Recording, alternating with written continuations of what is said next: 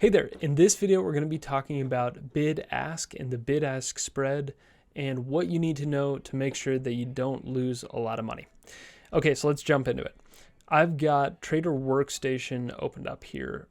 That's Interactive Brokers program, desktop application, and we're looking currently at a futures contract. And I wanted to show you a futures contract so we could actually look at some live bid-ask data. It's going to look the same for stocks or options or whatever you're trading. It all works the same. So you can take this, and apply it to whatever you're looking at. But we're after regular trading hours, and so I wanted to show you live data. Futures, if you don't know, trades 23 hours a day for the most part. So that's why we're getting live data here, because the market is still open.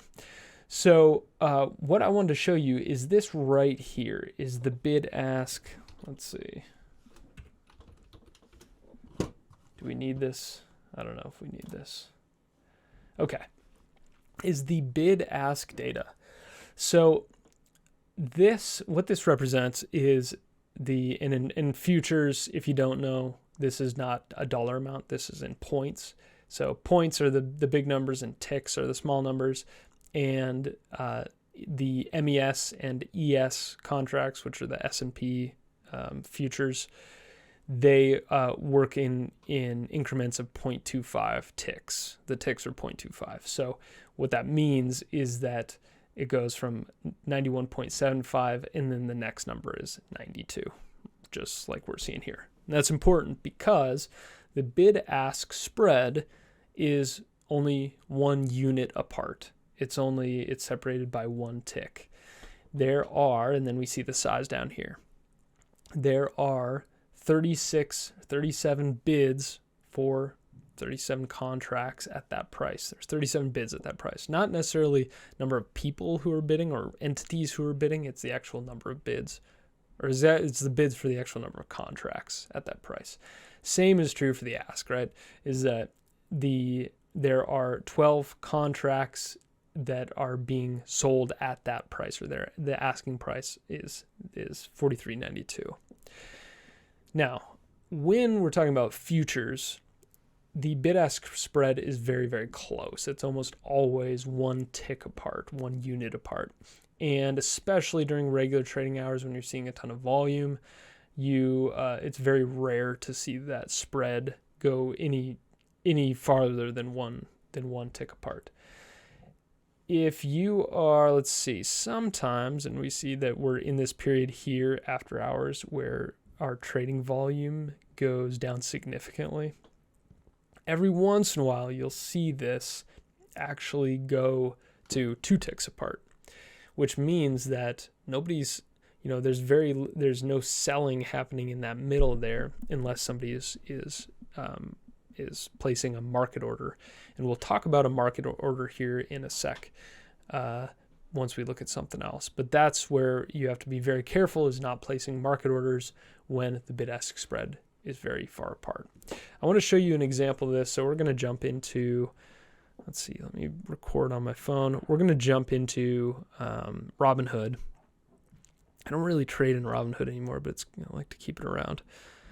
So if we let's look at Rocket Lab. I like it because it deals with rockets, and rockets are cool. Okay, so let's go and look at options. I'm going to look at 3 strikes out. Okay, so there we go. I think it's going to go up. I'm looking at the 550 call, and it says it's 15 cents, right? The cost of this is 15 cents. Let's bring up a calculator here. Oh. Okay, so this is kind of options 101 stuff, but 15 cents, that's per contract, per stock. 1 option contract represents 100 shares. So that would be times 100.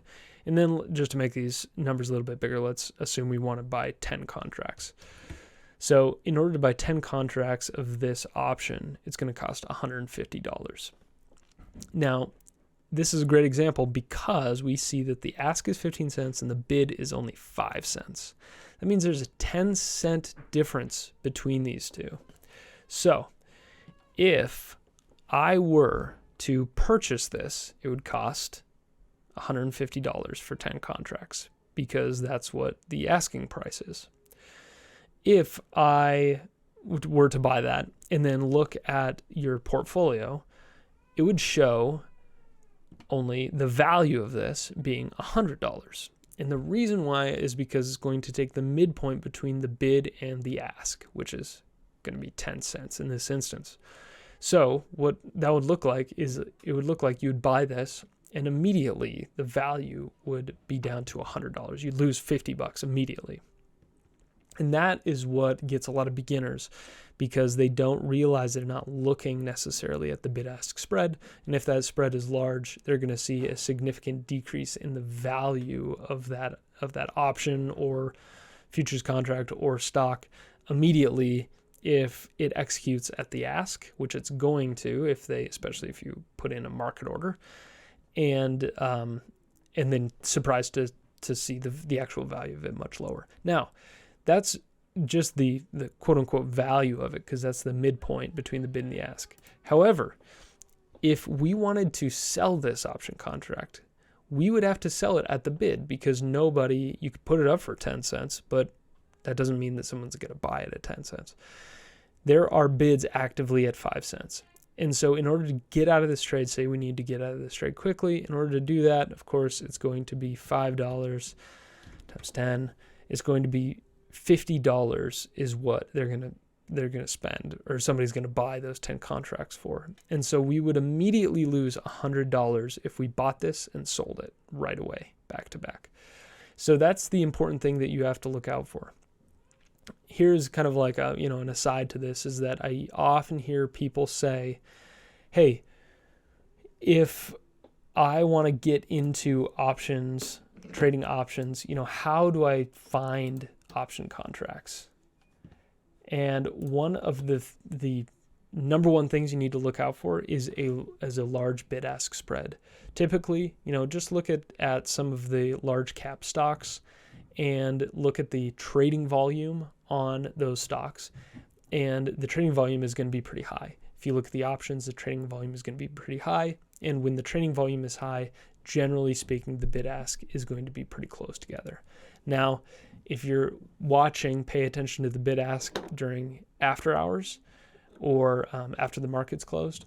And you're going to notice that generally starts to drift apart a little bit. And then when there's a lot of trading activity, there's a lot of volume, that the bid-ask generally comes together. Of course, in times of volatility, when price is really moving really quick, that's when those numbers can move apart again. So that's just kind of, general market movement kind of stuff.